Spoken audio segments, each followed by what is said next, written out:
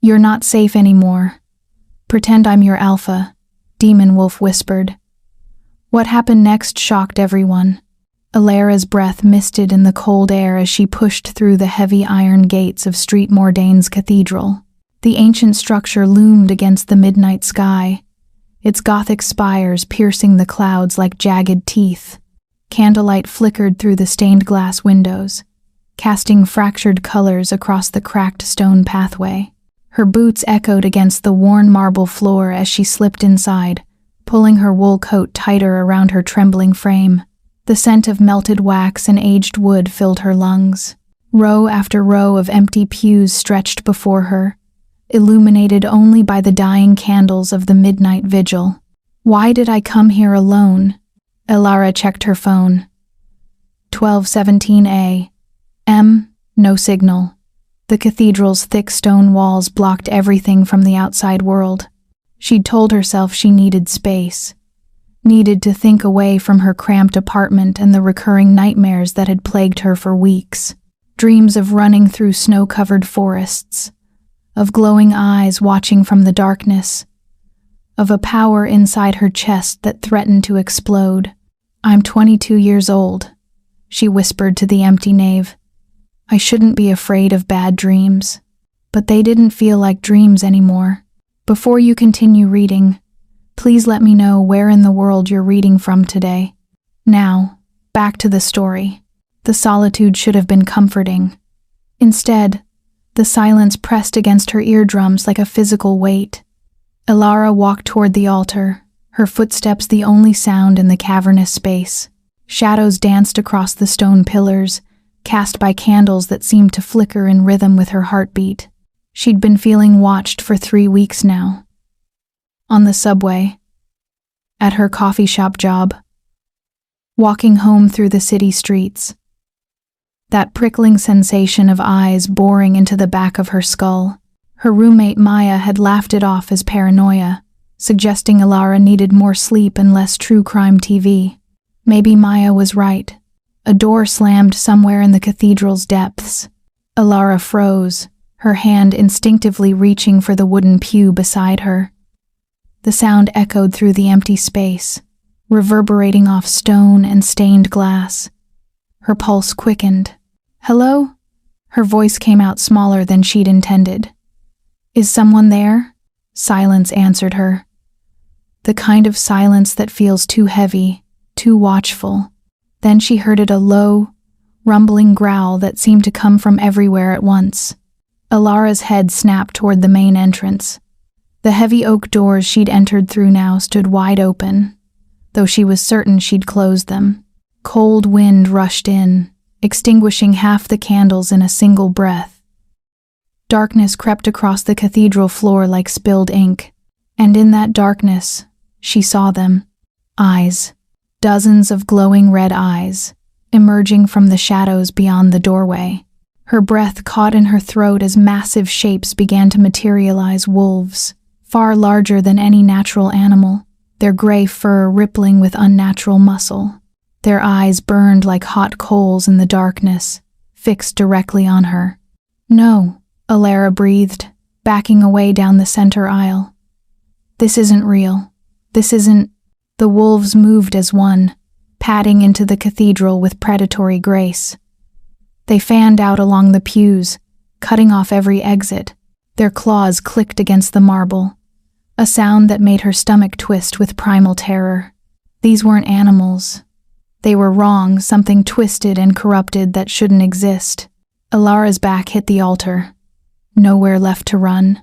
The largest wolf stepped forward, lips peeling back to reveal fangs as long as her fingers. Its growl vibrated through her bones, promising violence and pain. The others began to close in, a tightening circle of red eyes and slavering jaws. Her hands trembled, her knees threatened to buckle. "This is how I die," she thought. Alone in a church, torn apart by monsters that shouldn't exist. Then she heard footsteps, human footsteps echoing from the shadowed transept. A figure emerged from the darkness between the stone pillars, moving with predatory confidence. He was tall and broad-shouldered, wearing dark leather armor that looked like it had survived 100 battles. Long black hair fell past his shoulders, framing a face marked by a jagged scar that ran from his temple to his jaw.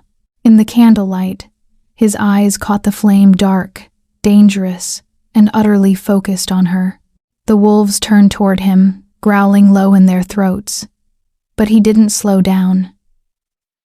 He walked directly toward Elara, his boots striking the marble with purposeful authority. Before she could speak, before she could scream or run, he reached her. His hand shot out and gripped her arm, not painfully, but with unmistakable dominance. The touch burned through her sleeve, sending a shock of heat up her shoulder. He pulled her against his chest, his other hand sliding to the small of her back, positioning her like a possession, like territory he was claiming.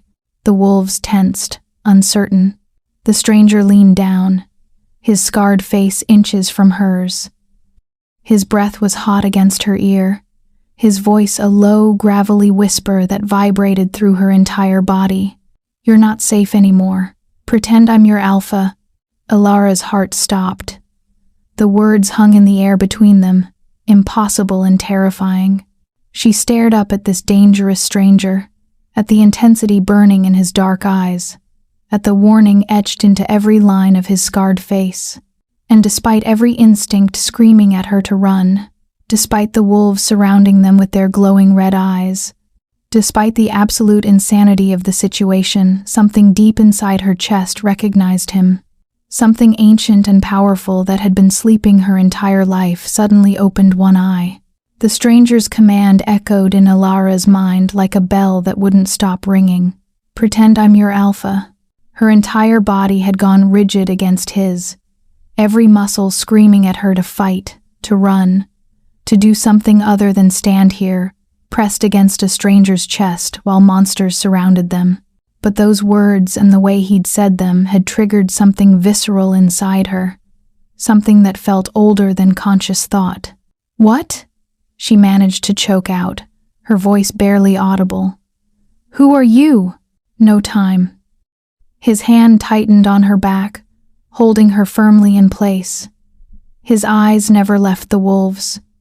They can smell fear. They can smell lies. Right now, they're confused because you smell like prey, but you're standing with a predator. His jaw clenched. "We need to keep them confused long enough to get out of here alive. I don't understand. Look at me." It wasn't a request. His free hand came up to cup her jaw, tilting her face toward his. The touch was possessive, dominant, the gesture of someone claiming ownership. "Stop shaking. Stop acting like prey. If they think you belong to me, they might hesitate long enough for us to make a move." Elara's mind raced through impossible options. Trust this terrifying stranger. Get torn apart by monster wolves. Wake up from what had to be a nightmare. But the hand on her jaw felt too real. The heat radiating from his body felt too real.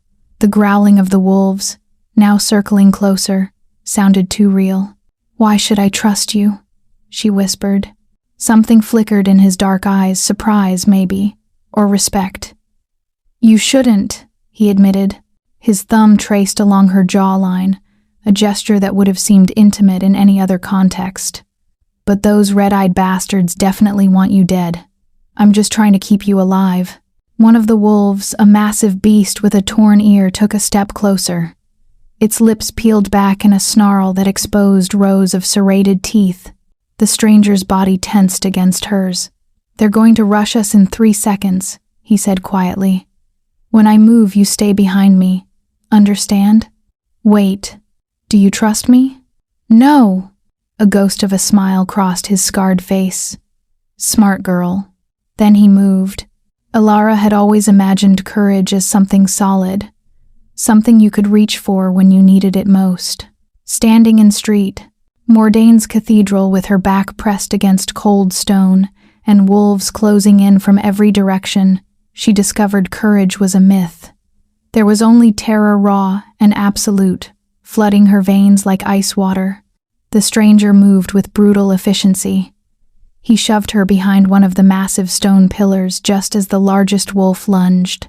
His fist connected with the beast's jaw mid-leap, the impact echoing through the cathedral like a gunshot. The wolf yelped and crashed into a pew, splintering the ancient wood, but there were too many. The pack surged forward as one, a wave of gray fur and glowing red eyes. Alara pressed herself against the pillar, her legs refusing to obey the screaming voice in her head that begged her to run. She was frozen, useless, exactly the weak creature her nightmares had always told her she was. "Someone save me, please, someone." A wolf broke through the stranger's defense, its massive head swinging toward her. She saw herself reflected in those burning red eyes, small, pathetic, prey. Its jaws opened wide. Then the stranger was there again, stepping between them with his scarred face set in grim determination. He caught the wolf by its throat with one hand, and something impossible happened. The wolf whimpered. This massive beast that had been ready to tear her apart suddenly went still, its eyes flickering with something that looked like fear. "Back," the stranger growled, his voice dropping into a register that barely sounded human. The command carried weight, power, something primal that made even Alara's knees weak. "Tell your master the winter moon is mine." The wolf he held released a high-pitched whine. The others in the pack shifted nervously, their certainty crumbling. They exchanged glances with their glowing eyes, some ancient pack instinct warring with whatever orders they'd been given. Winter moon. The words rang through Alara's skull, meaningless yet somehow familiar, like a name she'd forgotten from a dream. The stranger released the wolf's throat and it stumbled backward, retreating toward its packmates. He turned his head slightly toward Alara, not taking his eyes off the circling beasts. "Listen very carefully," he said, his voice still carrying that otherworldly edge. "These things understand hierarchy, dominance. Right now, they think you're unclaimed prey. We're going to change that." "I don't..." Alara's voice cracked. "I don't understand what's happening." "You will." He stepped back toward her, his movements slow and deliberate. "But first, you need to survive the next 5 minutes." His hand found hers in the darkness, calloused fingers wrapping around her trembling palm. The touch sent another shock of heat through her body, stronger this time, almost painful. "Do exactly what I say." Before she could protest, he pulled her out from behind the pillar and into full view of the pack. Alara's heart hammered so hard she thought it might break through her ribs. Every wolf's attention snapped to her like magnetic north finding true direction. The stranger moved behind her, his presence overwhelming. One arm wrapped around her waist, anchoring her against his chest. His other hand came up to her throat, not choking, but resting there with unmistakable possession. His fingers were warm against her racing pulse. Then he leaned down, his scarred cheek brushing against hers, and spoke loud enough for every creature in that cathedral to hear. "You're not safe anymore. Pretend I'm your alpha." The words weren't a suggestion. They were a command that bypassed her conscious mind and went straight to something deeper, something she didn't know existed until this moment. Her body responded before her brain could catch up, her breathing slowed, her posture shifted, and she felt herself lean back into his solid frame. The wolves watched with burning eyes, growling low and uncertain. And somewhere in Alara's chest, something ancient stirred and whispered back, "Yes." The wolves circled closer, their claws scraping against marble. Alara could feel the stranger's heartbeat against her back, steady, controlled, nothing like her own panicked rhythm. His hand remained at her throat, a brand of ownership that should have terrified her but instead felt like the only anchor keeping her from drowning in fear. "Breathe," he murmured against her ear, so quiet only she could hear. "They can smell adrenaline. If you bolt, they'll rip you apart before you take 3 steps." Alara forced air into her lungs. One breath, then another. The largest wolf, the one with the torn ear, prowled forward, its massive head lowered. It sniffed the air, red eyes narrowing as it processed the scene before it. The stranger's grip tightened possessively. "She's mine," he said, his voice carrying that inhuman resonance again. "Marked and claimed. Touch her and face the consequences." The torn-eared wolf snarled, but there was hesitation in the sound. It looked back at its packmates, seeking confirmation or orders that weren't coming. The other wolves shifted restlessly, their formation breaking. Some whined low in their throats, others backed up a step, then another. They were confused. Alara could see it in the way they kept glancing between her and the stranger, in the way their aggressive postures wavered. Whatever they'd come here to do, whatever orders they'd been following, was being challenged by something they hadn't expected. "Good girl," the stranger whispered, and Alara realized her body had unconsciously pressed closer to his, her head tilting slightly to expose more of her throat to his hand.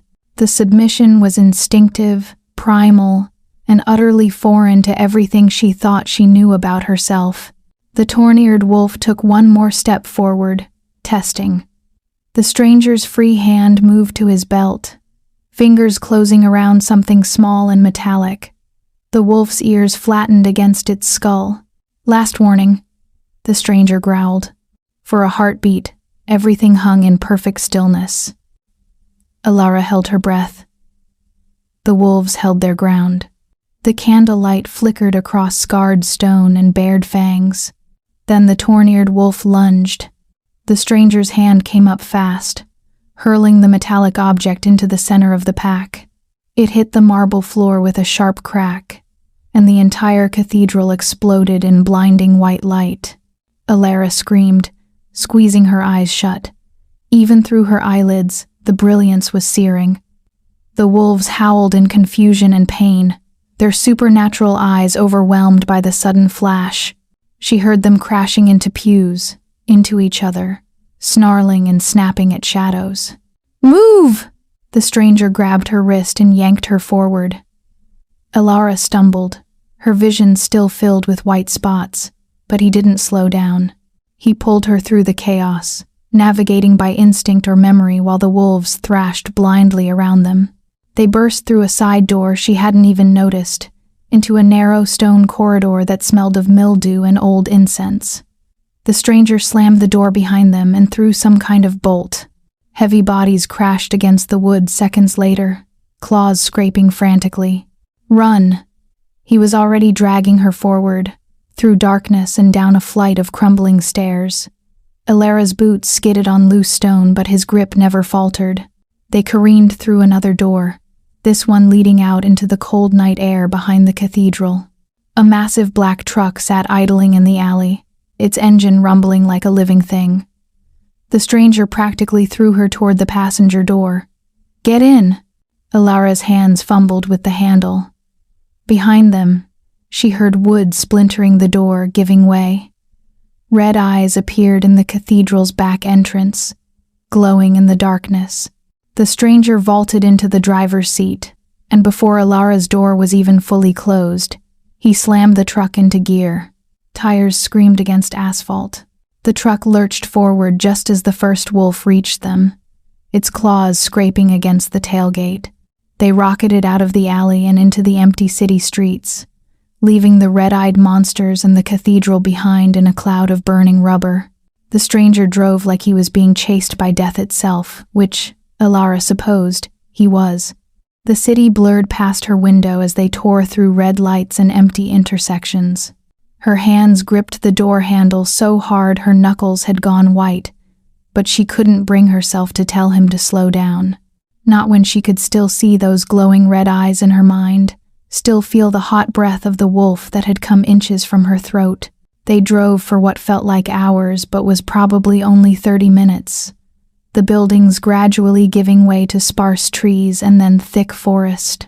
The stranger finally turned onto a dirt road so overgrown Alara almost missed it, the truck bouncing over roots and rocks, until they reached a small cabin that looked like it had been forgotten by civilization decades ago. He killed the engine. The sudden silence was deafening. Alara's entire body was shaking now, the adrenaline crash hitting her all at once. "What?" she managed, her voice raw. The hell just happened? The stranger didn't answer. He climbed out of the truck and headed for the cabin, clearly expecting her to follow. For a moment, Alara considered staying in the vehicle, locking the doors, maybe finding a way to hotwire it and drive herself back to her apartment where things made sense and wolves didn't have glowing eyes. But her legs were already moving, carrying her after him into the unknown. The cabin's interior was sparse, a single room with a wood stove, a cot in the corner, and a table covered in weapons that made Alara's stomach clench. Knives, silver chains, something that looked disturbingly like a medieval mace. The stranger, she still didn't even know his name, shrugged off his leather jacket and tossed it over a chair. His shirt underneath was torn, dark stains spreading across the fabric. Blood. He'd been injured during the fight and hadn't said a word. "You're hurt," Alara said, the observation coming out automatically. "I've had worse." He pulled the shirt over his head, revealing a torso covered in old scars and fresh claw marks that were already beginning to close. Already healing. Alara watched in horrified fascination as the wounds knitted themselves together, faster than should be possible. "Okay." Her voice was too high, too tight. "Okay, I need answers. Right now. What were those things? Who are you? And what the hell did you mean when you said I smell like winter?" He grabbed a bottle of whiskey from a shelf and took a long drink before meeting her eyes. In the lamplight, she could see his face clearly for the first time. The jagged scar that ran down his cheek, the hard lines of someone who'd lived through violence, and eyes that held something ancient and dangerous. "My name is Kyle Valgor," he said quietly. "And those things that tried to kill you? They're called the Blood Fang Pack. Corrupted shifters who sold their souls for power." He took another drink. The red eyes are the mark of their corruption. They're not wolves anymore. They're monsters. Shifters. Alara's laugh was brittle. "You're telling me werewolves are real. I'm telling you that you're standing in a safe house talking to one." His gaze held hers, unflinching. "They call me the demon wolf in the underground. I'm an exile, cast out by my own kind for being too brutal, too willing to cross lines that shouldn't be crossed." He set the bottle down with a thud. "And those blood-fang bastards found you because you carry a scent that shouldn't exist anymore. Winter. Pure, ancient, powerful." His scarred face was grim. "You smell like royalty, Alara. Like a bloodline that was supposed to be extinct 3 centuries ago." The room tilted. Alara's back hit the wall as her knees gave out, sliding down until she was sitting on the floor. "That's impossible. I'm just—" "You're the winter moon," Kale said, and something in his voice made it sound like a prayer and a curse all at once. "And now every corrupted pack in the territory is going to be hunting you." Alara couldn't breathe. The walls of the cabin felt like they were closing in. The lamplight too bright.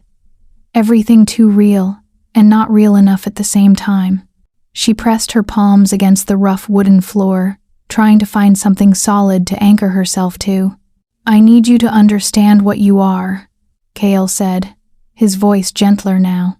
He crossed to an old trunk in the corner and pulled out a leather-bound journal, its pages yellowed with age. "This belonged to my grandfather. He was a historian before—" He stopped himself. "Before everything went to hell." He sat down across from her, close but not touching, and opened the journal. The pages were covered in elegant handwriting and intricate drawings. Wolves with glowing eyes, symbols that looked like ancient runes, family trees that branched back centuries. "The Winter Moon bloodline," Kale began, his finger tracing one of the illustrations, "was the first. The original shifters, born under a blue moon in the dead of winter, when the old magic still ran strong through the world." The drawing showed a wolf with eyes that seemed to gleam even on the faded page, brilliant, electric blue. They weren't just shifters, they were sovereign. Their power was absolute. One look from those blue eyes and even the strongest alpha would drop to their knees. Alara stared at the drawing, her stomach churning. That's insane. You can't control other people with a look. Not people, wolves. Kale flipped to another page, this one showing a great hall filled with bowing figures. The winter moon didn't need to fight for dominance. They commanded it. Their bloodline ruled all territories for 300 years, keeping peace between the packs, preventing wars. His jaw clenched, until they were betrayed, hunted down and slaughtered by corrupted alphas who were tired of being controlled, who wanted power for themselves. The Bloodfang, Alara whispered. Their ancestors. Kale's scarred face was grim.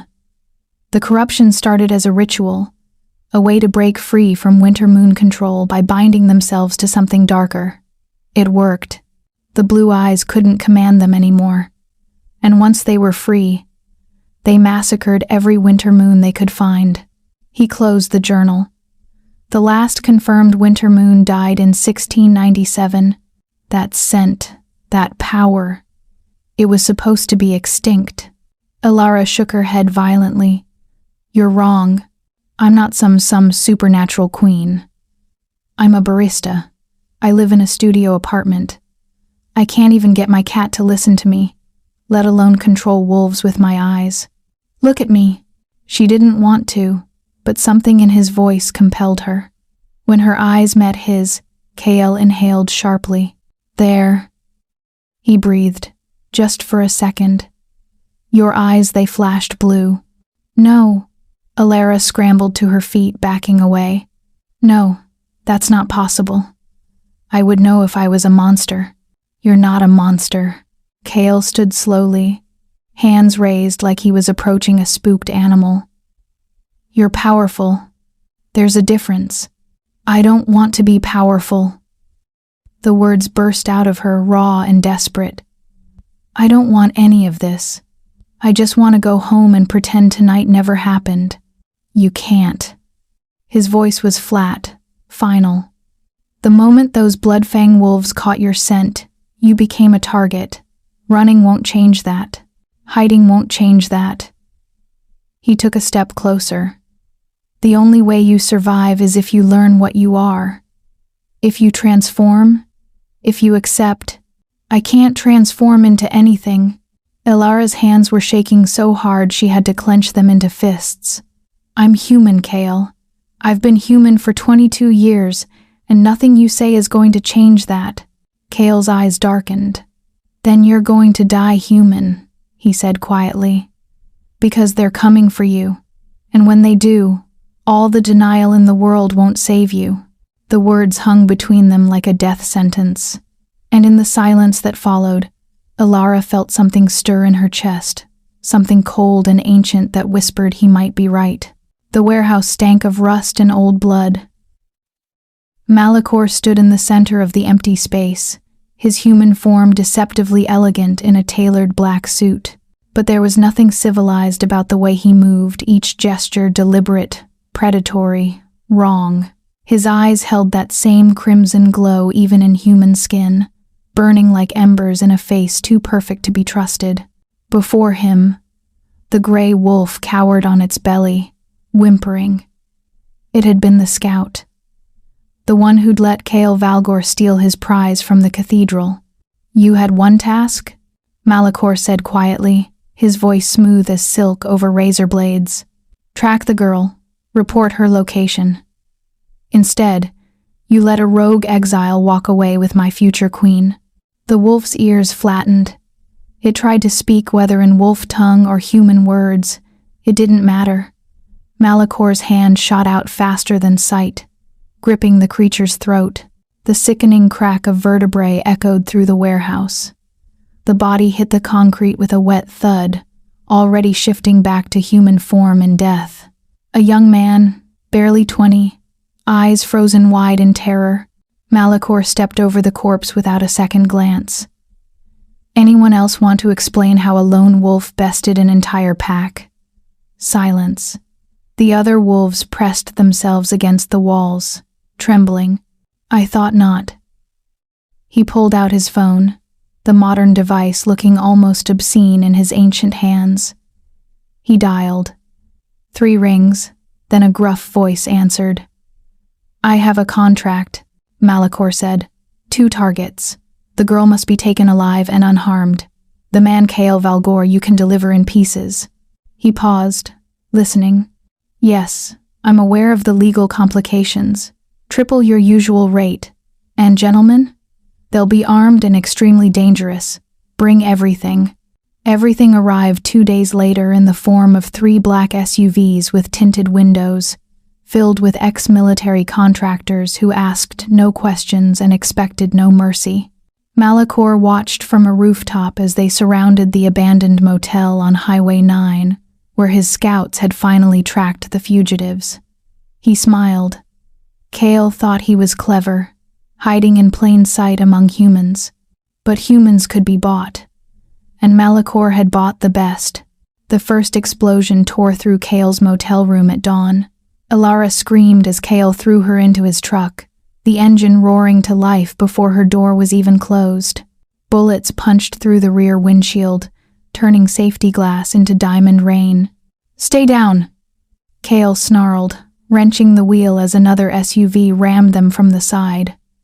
Metal shrieked against metal. The truck fishtailed onto the highway, tires smoking. Alara's hands gripped the dashboard, her eyes blazing that terrifying blue even as tears streaked her face. "What's happening?" He hired humans. Kael's jaw was set, fury radiating from him in waves. "He's breaking every law we have. He wants you that badly." A rocket-propelled grenade screamed past them, impacting the road ahead. The explosion sent chunks of asphalt into the air. Kael swerved, but the SUVs were faster, better equipped. One pulled alongside, a mercenary leaning out with an assault rifle. "I'm sorry," Kael said, and Alara heard something break in his voice. "Don't look," but she couldn't help it. Kael's body erupted. Bones snapped and reformed, muscle and sinew expanding in a grotesque symphony of transformation. His clothes shredded. Where a man had been, now crouched something from a nightmare, a wolf the size of a grizzly bear, black as midnight, with eyes that burned not red but molten gold. Steam rose from its fur. Its teeth were the length of hunting knives. The demon wolf. It launched through the windshield in a shower of glass, landing on the hood of the mercenary vehicle. Metal crumpled like foil under its weight. The men inside screamed brief, wet sounds before the wolf's jaws closed around the engine block and ripped it free. The SUV flipped, tumbling end over end into the ditch. Alara couldn't breathe, couldn't think. The creature that had been Kael turned its massive head toward her, and for one horrible moment, she thought it didn't recognize her, thought those golden eyes saw only prey. Then it moved between her and the remaining vehicles, protecting her even in its monstrous form, and that somehow made it worse, because this demon, was the only thing keeping her alive. Rain hammered the cabin's tin roof like bullets, each drop a percussion that matched Alara's racing heartbeat. Kael had found this place deep in the mountains, miles from any road, accessible only by foot or paw. The memory of his transformation still made her hands shake. Inside, the cabin was barely more than 4 walls and a fireplace. No electricity. No heat except what Kael could coax from damp wood he'd found stacked in the corner. The fire sputtered and smoked, refusing to catch properly. Water dripped through gaps in the ceiling, pooling on the warped floorboards. Alara sat against the far wall, her wet clothes clinging to her skin. She'd stopped shivering an hour ago, which Kael had said was bad, dangerous. Her lips had gone numb, her fingers ghostly white. "You need to get those off." Kael's voice was rough, carefully controlled. He stood by the fireplace, keeping distance between them. Always distance. "You'll get hypothermia." "I'm fine," she said, but her teeth chattered on the words, betraying her. "You're not." He turned, and in the dim firelight, she could see the tension in his shoulders. The man who'd torn apart armored vehicles with his bare jaws now looked uncertain, almost afraid. "Alara, I've seen people die from exposure. Please." She wanted to argue, but another violent shiver seized her. Her fingers fumbled uselessly at her jacket zipper. Too cold, too numb. Cale crossed the space between them in 3 strides, kneeling beside her. "Let me help." His hands were warm, impossibly warm, as they gently moved hers aside and worked the zipper down. He peeled the soaked jacket from her shoulders with careful precision, never looking at anything but his task. Then he stripped off his own shirt, the fabric still damp but drier than hers, and draped it over her. "Body heat," he said quietly, settling beside her against the wall.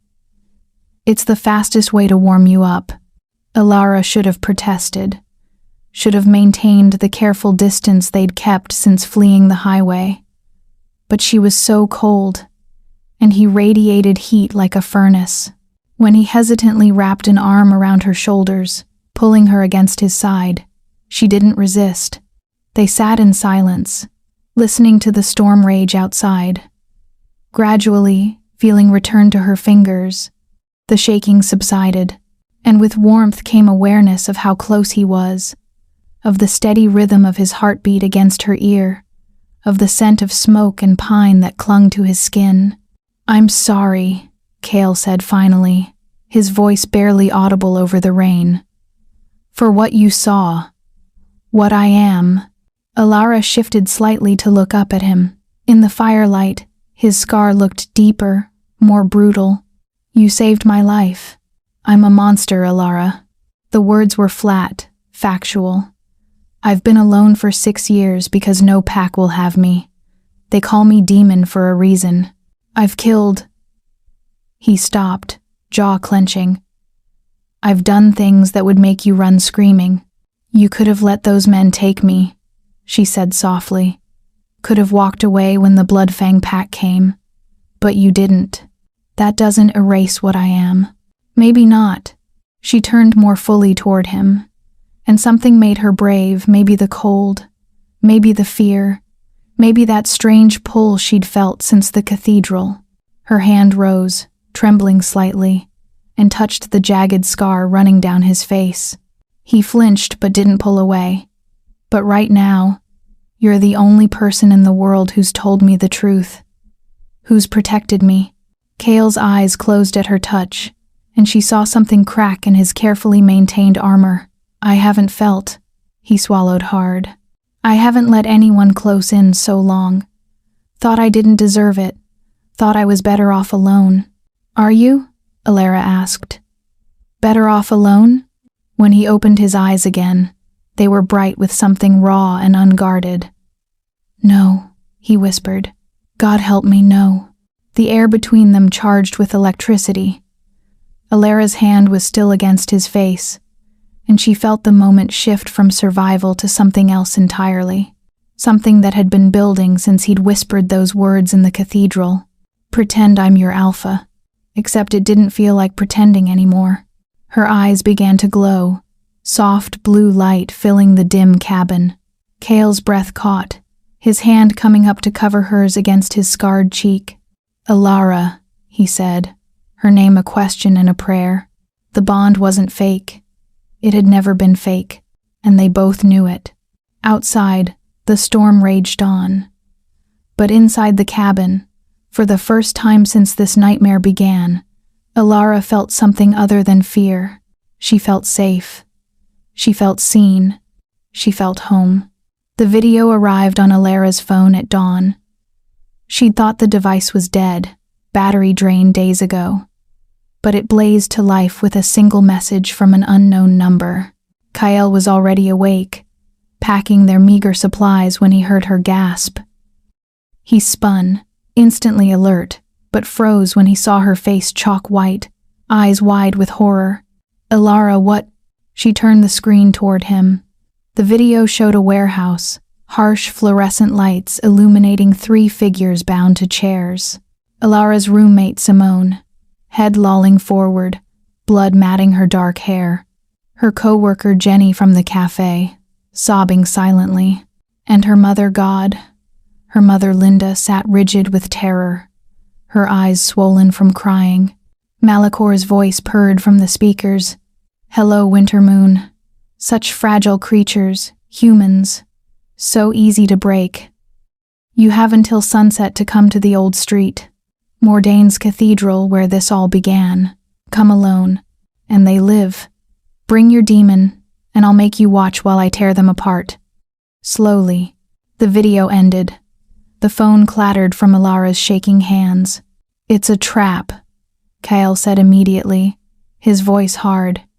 "He wants you to react emotionally. We keep moving. Head north to the Canadian border.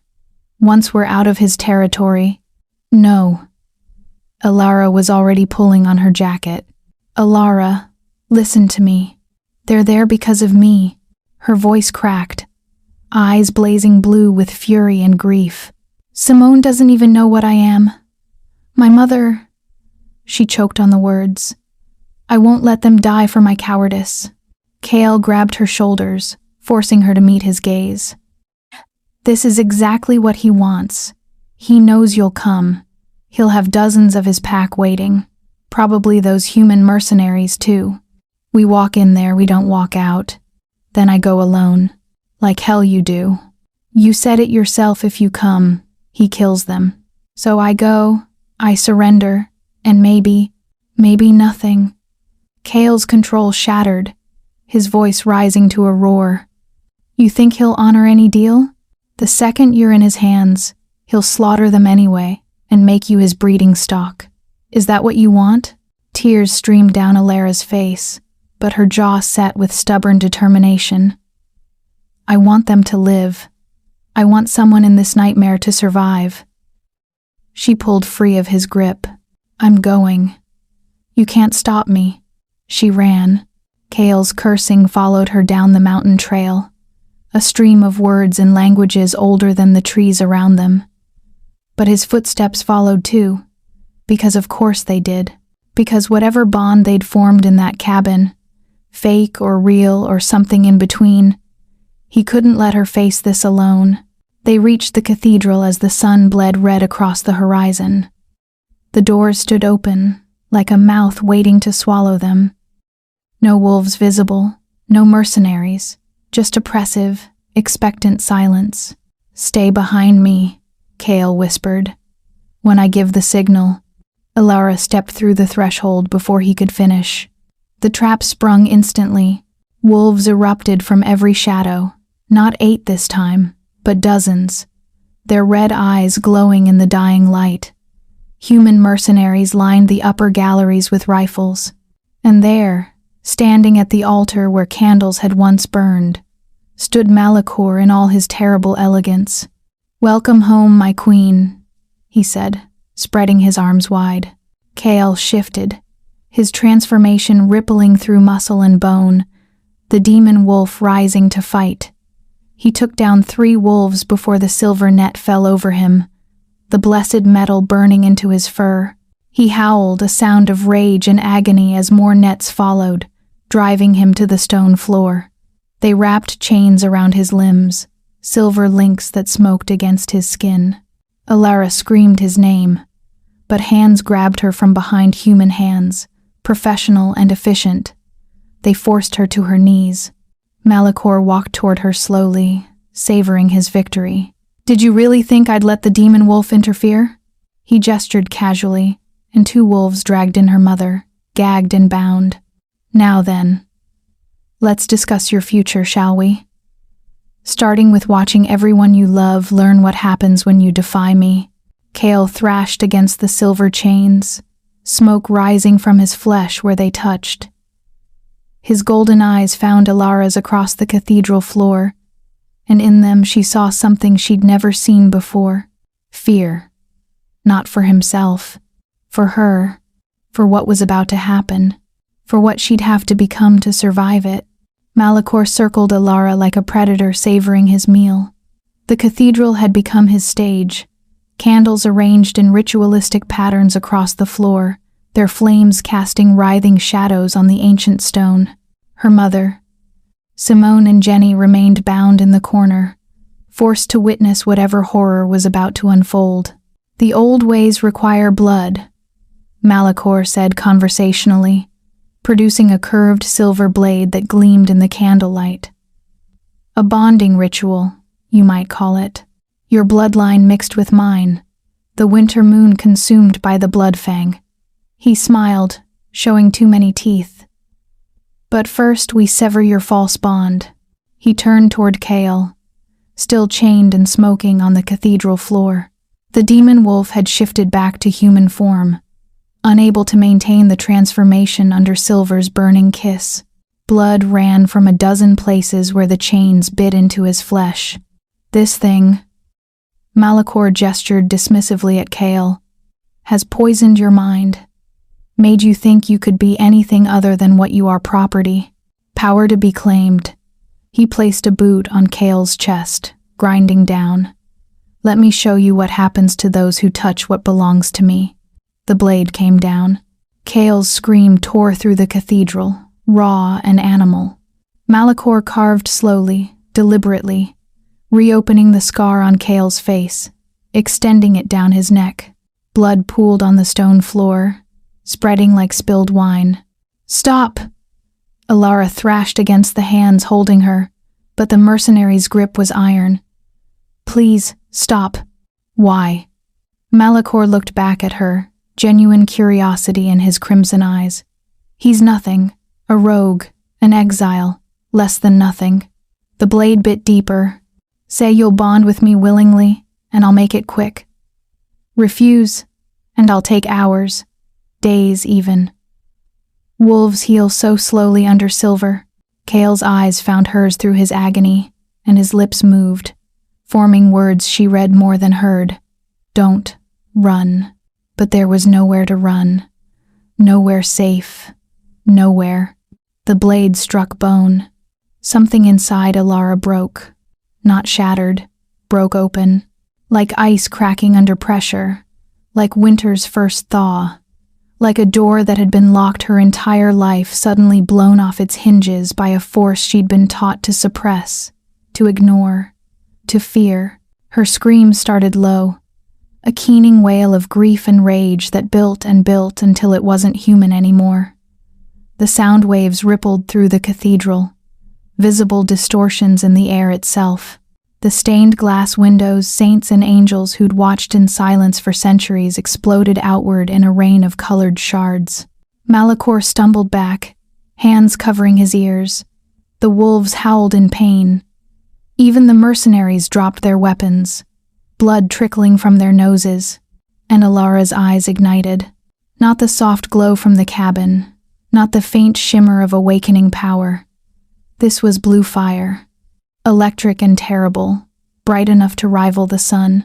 Light poured from her in waves, washing over the cathedral like a tide.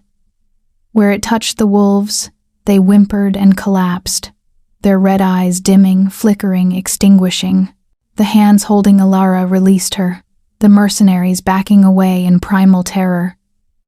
She rose She ascended, standing tall as power centuries old roared through her veins. The air around her crystallized with frost. Her breath came out as winter wind. When she spoke, her voice carried the weight of every winter moon alpha who'd come before. Every queen, every ruler. Kneel. It wasn't a request. It wasn't even a command. It was a fundamental law of nature, as undeniable as gravity. The wolves dropped to their bellies instantly, even those who'd served Malachor for decades. Their eyes, no longer red but their natural gold and amber, wouldn't meet hers. The mercenaries followed, driven to their knees by something older than reason. Only Malachor remained standing, trembling with rage and disbelief. No, they're mine. I am the Alpha." Alara turned her blazing gaze on him, and he flinched. "You," she said, her voice carrying that same terrible authority, "are nothing." The silver chains binding Kale shattered. Not broke, shattered, dissolving into powder under the force of her will. He rose, blood-soaked and savage, his transformation ripping through him one final time. The demon wolf stood beside his queen, teeth bared, waiting. Alara looked down at Malachor, this creature who'd hunted her, terrorized her, tortured, the one person who'd stood between her and death. "You wanted my bloodline?" she asked softly. "You wanted the winter moon?" Her eyes blazed brighter, and ice crystallized along the floor, spreading toward him in fractal patterns. "Then feel it. Feel what it means to stand against winter itself." Malachor tried to run, tried to shift, tried to command his pack, but they obeyed a higher power now. Kale's jaws closed around Malachor's throat, and it was over. Dawn broke over Street Mordane's cathedral like a benediction. Golden light streamed through the shattered windows, painting the blood-stained floor in shades of amber and rose. The carnage of the night before remained broken chains, scattered candles, Malachor's body already beginning to dissolve into ash as dead alphas did, but somehow, in the morning light, it felt less like an ending and more like a beginning. Alara stood at the altar, her eyes returned to their normal brown, though occasionally a flicker of electric blue would surface in their depths. The power hadn't left her. She'd simply learned to contain it, to control it. Around her, wolves in both forms, some still shifted, others returned to human, waited in silence, watching, hoping. Her mother and friends had been freed, confused and traumatized but alive. She'd sent them home with careful instructions to forget what they'd seen, to return to their normal lives. But even as she spoke the words, Alara knew her own normal had died the moment Kale whispered his command in this very cathedral. The surviving pack members approached slowly, heads bowed in submission. Not the forced submission Malachor had demanded through fear and corruption, but something deeper. Recognition. The old wolf named Gareth, scarred and graying, was first to kneel.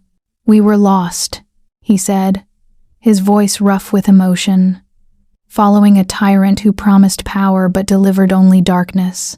The red eyes that was his curse upon us, forcing our obedience. He looked up at her, his natural amber eyes clear for the first time in years. "You broke his hold, freed us. What would you have us do, Alpha Queen?" Alpha Queen, the title should have terrified her.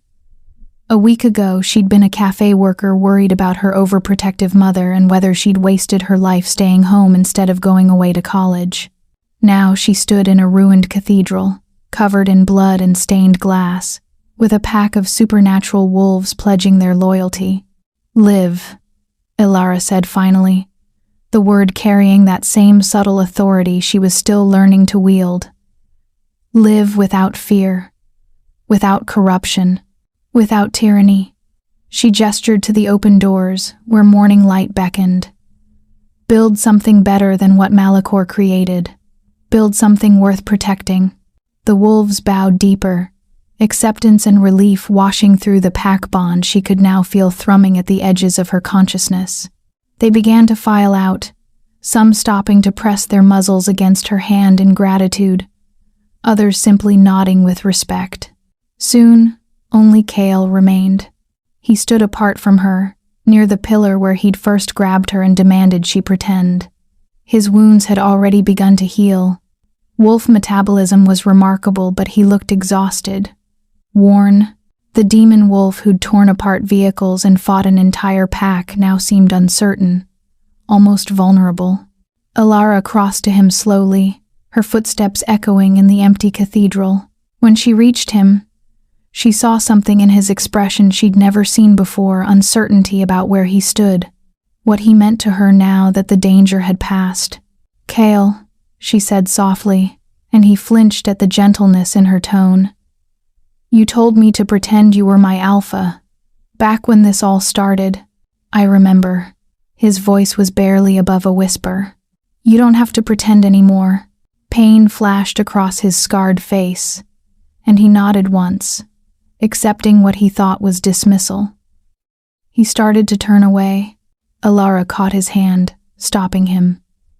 When he looked back, confused, she smiled the first real smile since this nightmare began. "Because it was never pretend," she said. "Not for me. Not after the cabin. Not after you followed me into a trap you knew would kill us both." She stepped closer, her free hand rising to touch the scar on his face, the one Malachor had reopened. "I'm the Alpha Queen, but I'm still Alara, and I still need—" "What?" His voice cracked on the word. "What do you need?" "My demon wolf."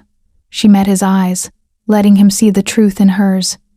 "My protector, my partner." Her voice dropped to a whisper. "My mate." Kale's breath caught. Slowly, reverently, he bowed his head in acceptance, not submission, but acknowledgement. When he straightened, his eyes gleamed gold with emotion. "Always," he said. "For as long as you'll have me." They walked out of the cathedral together, hand in hand, into the morning light. The pack waited outside, watching their queen and her chosen mate emerge from the ruins of the old world.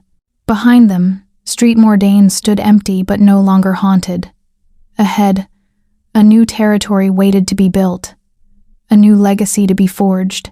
And for the first time in her life, Alara wasn't afraid of what came next. She was ready. I hope you like this story. Please share what's your favorite part of the story and where in the world you are watching from.